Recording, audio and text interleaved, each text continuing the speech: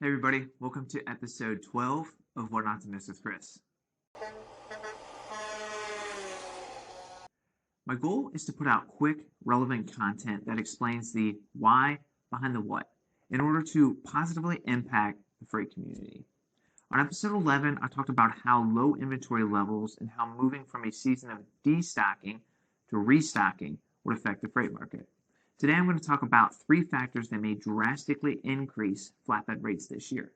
But first, let's take a look at reefer, van, and flatbed rejections over the past several months and talk about how they are trending.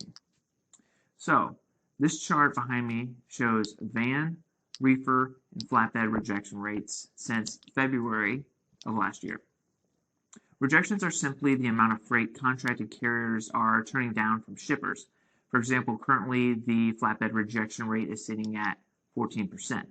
This means on average, flatbed carriers are accepting 86% of tendered freight and turning down 14%, typically due to better spot market rates.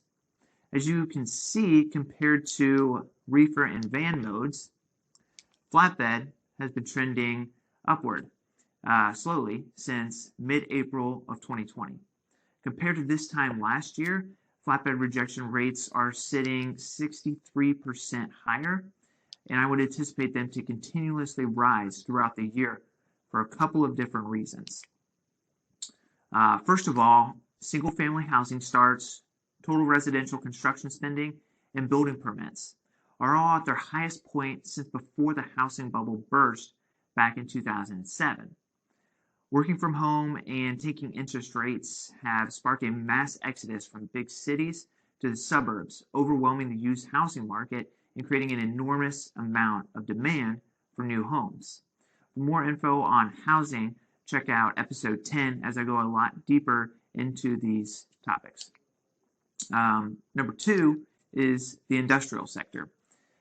Since bottoming out at the end of April last year, industrial production has been rebuilding as the need for machinery, energy, mining, and metals is slowly rebounding.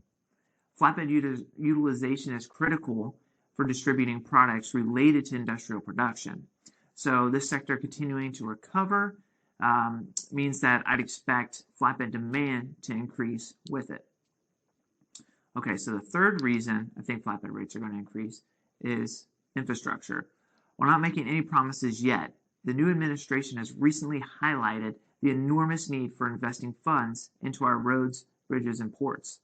According to the ASCE, we'll need roughly $6 trillion to get our infrastructure system back up to par by 2029. Less than half of this is currently funded. However, there is a bullish sentiment amongst policymakers that the current administration may be able to make the significant investment required starting this year. So if this information has been beneficial to you, please like, share, or leave your comments below. Also, if you have topics you'd like for me to break down in the future, please reach out to me.